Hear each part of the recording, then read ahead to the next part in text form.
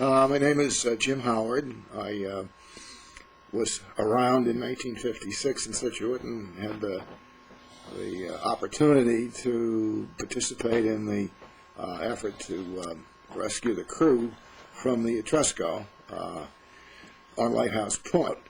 I can't recall exactly what time it was. It was in the early evening. It was dark. And there was a snowplow driver from the town that went by and told us that the ship had arrived unannounced, in trouble, out at Lighthouse Point, and they weren't quite sure what it was all about. So we drove out there, and sure enough, there was this huge ship. We couldn't tell much about it. It was all lit up, and it wasn't quite at the point where it finally ended up. It was further out, and it was blowing its whistle, and it was quite an exciting thing to see. So we stayed around for a while. I went up on the porch of Mrs. Russo, so I didn't know whose porch it was, and watched it for a while. And then it dawned on me that since I was part of the communications group for the civil defense, I'd better get in touch with somebody. Maybe there was something we could do, or there was something somebody wanted me to do. So at that time, earlier in the situation, the fire department had arrived on the scene, and they were setting up lighting to light up the scene. I had gone back after I'd set up my equipment and made contact with Wayne Castella at the Coast Guard station. We also had another operator, Buster Sylvester. He was on First Parish Road, and he was sort of a control center for us, and he had access to other services. So we had a three-way communications setup going. Also at that time or shortly thereafter, a person came out on the ship. We could see the person, some man, a crew member obviously, who had a flashlight and had tapped out in Morse code, "Where are we?" Well, I could copy code, and it was an amateur radio operator, and some other people on the porch at the time kind of looked at each other with a smile on their face and said, "Well, this is going to really cause a problem. When we tell him where he is, he won't know where that is." But I believe, and I recall, we tapped back what the location was, and then he disappeared inside. From that point on, it was a matter of the Coast Guard arriving and rescue teams arriving as it went on through the evening. Storm got quite bad. It was really, really blowing 40, 50 miles an hour.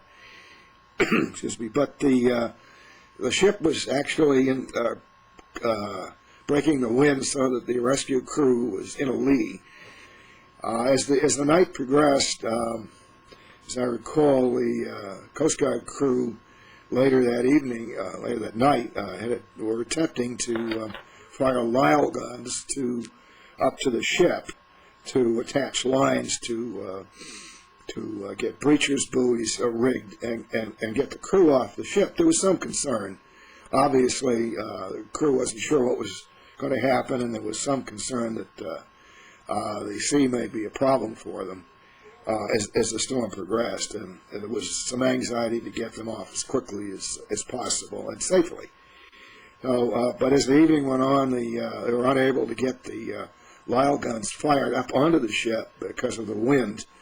It was out of the northeast, and as they fired the gun, it would blow it right completely back onto Lighthouse Point.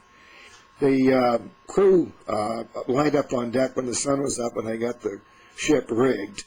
There was a problem apparently on the deck, some discussion going on, and I guess I found out later, they were a little frightened. The crew was a little concerned about getting in a breeches buoy.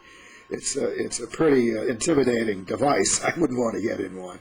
And they were 45 feet above the ocean and the rocks and the beach, and to ride down on one of those things was rather frightening. So I'm not sure which one of the officers got in the breeches buoy and rode it down to ensure the crew that it was safe, and whether that person, I think that person went back on the ship, but one by one they slowly brought them down and greeted them when they got off the ship. They were all very happy to be off that ship. They were all extremely happy to be in a nice warm house. Mrs. Russo spoke Italian, which was very helpful, and as I recall, there were a lot of smiles and a lot of happy faces, and she was pouring some nice warm coffee for them. Got it. Mrs. Russo's house was elbow to elbow at times. I was amazed that we could squeeze them. It's a small house. Uh-huh.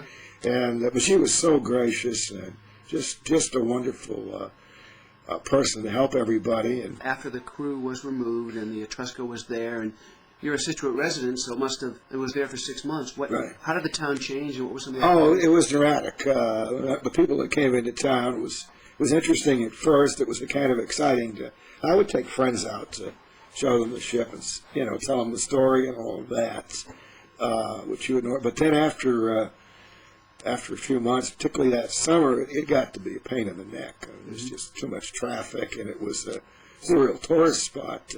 I remember Bill's food wagon out there. Would go out there and have coffee there and watch we were watching the crowds.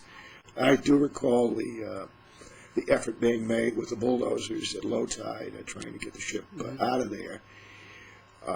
But as far as the town goes, I think it got to the point where it was more of not a pleasant experience with the traffic, basically.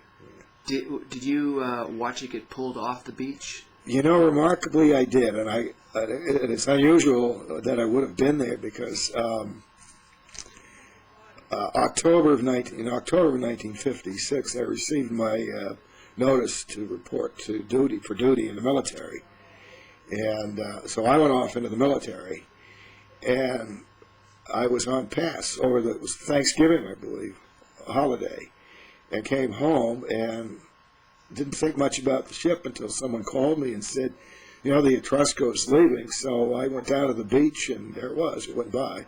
So I did see it leave. It was kind of a fascinating end for me to the story. And interestingly enough, I thought that was it. That would be the end of it.